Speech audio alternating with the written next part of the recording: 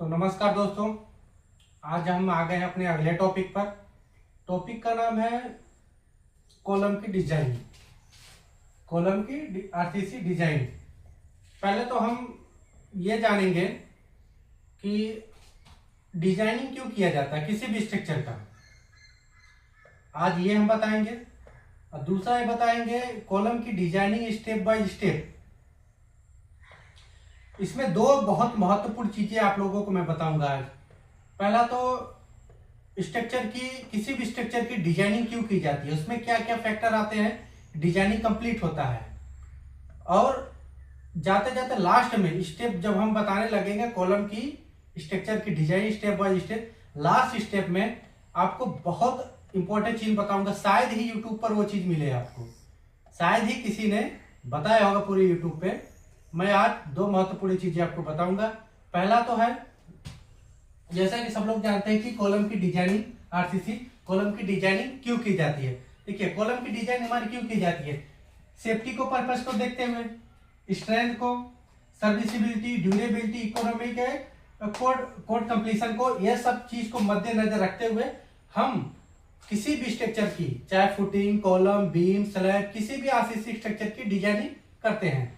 तो इसमें हम बताते हैं कि सेफ्टी क्या होता है, किसी भी स्ट्रक्चर को डिजाइनिंग के लिए सेफ्टी की जरूरत क्यों पड़ती है, ताकि स्ट्रक्चर पे आने वाले load, live load, dead load, beam का और स्ट्रक्चर का खुद का लोड सुरक्षित करने के लिए, सेव करने के लिए, जिससे आने वाले सभी लोड को वो वहन कर सके, क्षमता को वो धारण कर सके, इसीलिए हम सेफ्टी का पर्पज कर देंगे। और स्ट्रेंथ, किसी भी स्ट्रक्चर को स्ट्रेंथ कैसे आइडेंटिफाई करेंगे, कैसे पहचानेंगे कि ये स्ट्रक्चर सही है, उसमें आने वाले कंक्रीट का सही मात्रा में, सही रेशियो में और सही क्वांटिटी में होने वाला स्टील और सही ग्रेड का होने वाला स्टील। जब किसी स्ट्रक्चर में सही मात्रा में आरसीसी क्वांटिटी प्रोवाइड करेंगे और सही मात्रा में सही ग्रेड का हम स्टील प्रोवाइड करेंगे तब वो जाकर स्ट्रक्चर का स्ट्रेंथ आएगा। तो ये चीज आ गई। और सर्विसिबिलिटी, सर्विसिबिलिटी क्या है कि बिल्डिंग में आने वाले क्रैक, बेंडिंग, वाइब्रेशन, ये सब चीजें न है, इसीलिए हम इसको सर्विसिबिलिटी का चेक करना बहुत जरूरी होता है। और अपना आ जाएगा चौथा, ड्यूरेबिलिटी। ड्यूरेबिलिटी क्या होता है कि बिल्डिंग को लंबे समय तक मौसम के अकॉर्डिंग, मॉइस्चर, जंग, ये सब चीजों से बचाने के लिए इसको हम ड्यूरेबिलिटी का होना बहुत जरूरी है। अब इकोनॉमिकली, किसी भी स्ट्रक्चर को बनाने के लिए, किसी भी बिल्डिंग को खड़ा करने के लिए इकोनॉमिक होना बहुत जरूरी है, क्योंकि आने वाले सही क्वांटिटी में concrete, sand, aggregate, cement, steel का इकोनॉमिकली होना बहुत जरूरी होता है। और अपना आ गया है कि कोड कंप्लीशन। हमको किसी भी स्ट्रक्चर को, किसी भी आरसीसी स्ट्रक्चर को बनाने के लिए हमको आईएस कोड का ही फॉलो करना है, आईएस कोड को ही फॉलो करना है। जैसे हम डिजाइनिंग के लिए कौन सा कोड फॉलो करते हैं, आईएस 456-2000। और लोड के लिए कौन सा आईएस कोड फॉलो करते हैं, लोड के लिए आईएस कोड फॉलो करते हैं 875। और अर्थक्वेक के लिए हम कौन सा कोड फॉलो करते हैं, अर्थक्वेक के लिए हम कौन सा लोड फॉलो करते हैं, 1893 आईएस कोड फॉलो करते हैं। दोस्तों, आई होप कि ये सब आपको समझ में आ गया होगा। अब हम कॉलम का डिजाइन करने के लिए हम स्टेप बाय स्टेप हम चलेंगे। कॉलम की डिजाइनिंग के लिए स्टेप बाय स्टेप हम चलेंगे। कॉलम की डिजाइनिंग के लिए दोस्तों, कॉलम का टोटल लोड, क्योंकि कॉलम के ही अकॉर्डिंग सब लोड नीचे जाता है, तो कॉलम का टोटल लोड, जैसे dead load, live load, any additional load मतलब होगा विंड, हवा की, तूफान का लोड आ जाता है, इसको एनी एडिशनल लोड कहते हैं। पहला तो होगा कॉलम का लोड, जानना बहुत जरूरी है। दूसरा टॉपिक है कॉलम की साइज। कॉलम की साइज भी जानना जरूरी। मिनिमम कॉलम की साइज हम कितना 230 बाई 230 मिलीमीटर रख सकते हैं, और वैसे भी 230 बाई 300 बाई 400 का कॉलम हम रख सकते हैं। ये मिनिमम साइज है कॉलम का। कॉलम का लोड आ गया, कॉलम की साइज आ गया। Determine the factor of load, हमको ये भी जानना जरूरी है कॉलम पर कितने डिटरमाइन फैक्टर ऑफ लोड आते हैं। तो उसका फार्मूला होता है PU equal to 1.5 DL plus LL। तो अपना क्या है, PU क्या है, फैक्टर ऑफ एक्सल लोड है। PU क्या है, फैक्टर ऑफ एक्सल लोड है। और DL क्या है, डेड लोड है। और LL क्या है, लाइव लोड है। तो ये चीज, चारों चीज समझ में आ गई। अब आ जाएंगे कॉलम की कैपेसिटी। जब हम कॉलम का लोड निकालेंगे, कॉलम की साइज निकालेंगे, कॉलम पर फैक्टर जो लोड आता है वो निकालेंगे, तो कॉलम की कैपेसिटी भी निकालना जरूरी होता है। कॉलम की कैपेसिटी क्या फार्मूला होता है, PU equal to 0.4 FCK AS plus 0.67 FY into ASC। ये सब क्या है, PU क्या है, फैक्टर ऑफ एक्सल लोड होगा। और FCK क्या है, FCK कॉलम में हम कंक्रीट डालेंगे और कंक्रीट का ग्रेट है। और AC क्या है, कॉलम का एरिया, कॉलम की साइज जो निकालेंगे उसका एरिया भी होना चाहिए। और FY क्या है, कोई भी कॉलम खड़ा करेंगे उसमें स्टील भी होना जरूरी है। तो FY क्या है, स्टील की हील स्ट्रेंथ होती है। और ASC क्या होता है, स्टील का एरिया होता है। कॉलम में स्टील डालेंगे तो उसका भी एरिया होना चाहिए। तो दोस्तों ये टॉपिक समझ में आ गई। अब हम चलते हैं चौथा टॉपिक।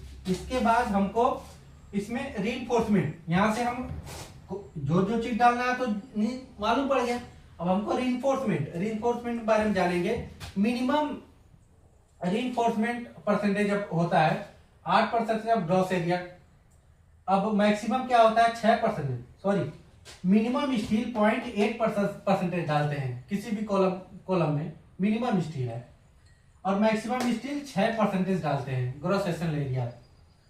और देखिए रेक्टेंगुलर कॉलम के लिए हम चार स्टील प्रोवाइड करते हैं और सर्कल के लिए हम 6 स्टील प्रोवाइड करते हैं। और किसी भी कॉलम में minimum dia of steel 12 mm से कम नहीं होना चाहिए।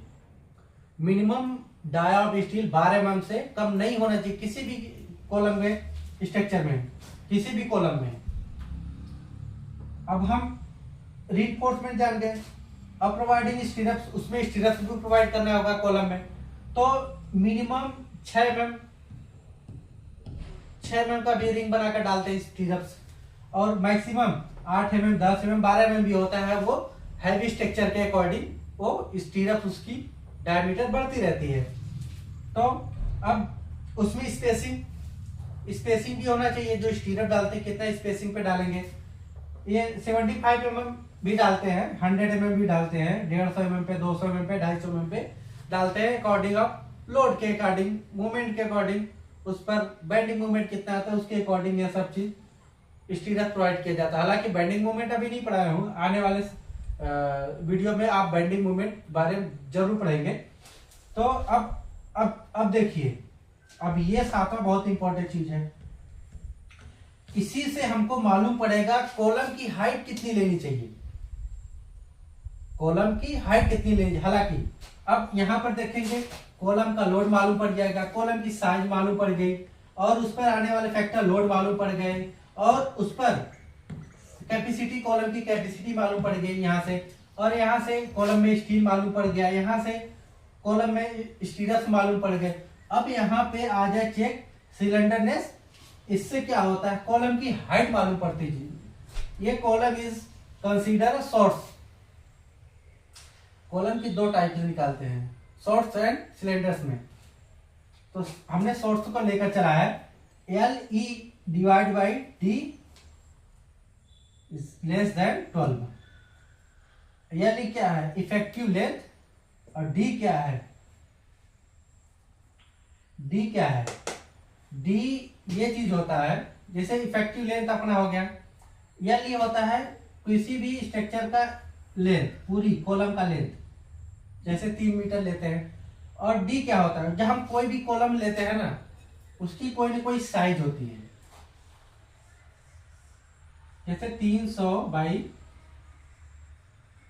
450 मिलीमीटर के हमने साइज है, तो जो ये सबसे छोटी वैल्यू होती है वो नीचे आती है। अब हम एग्जाम्पल के तरीके समझते हैं। अगर किसी बिल्डिंग की हाइट कितनी है, 3000 मिलीमीटर, 3 मीटर हो गई। अपना मिनिमम क्या है, मिनिमम साइड है ये, लेटर डायमेंशन है, तो ये अपना हो गया 300, ये कट जाएगा 3 दाह में, ये 10 आ गया। 10 क्या है, 10 12 से छोटा है, तो शॉर्ट, इसका मतलब होगा कॉलम छोटा और मोटा होगा, कॉलम की साइज सही है। अगर हम इसको ले लेते हैं 4 मीटर ले लेते हैं, 4.5 मीटर ले लेते हैं, तो इसकी वैल्यू अगर हम इस ऐसे मान के चलते हैं, 4 मीटर 200 ले लेते हैं, ये 2 काट दिए, 3, अब ये इसकी वैल्यू आ जाएगी, ये आ गया 14 क्या है, 14 आ गई, 12 से बड़ा है, सॉरी ये वैल्यू बड़ी हो गई, ये वैल्यू बड़ी हो गई, तो कॉलम क्या होगा, पतला होगा, लंबा होगा।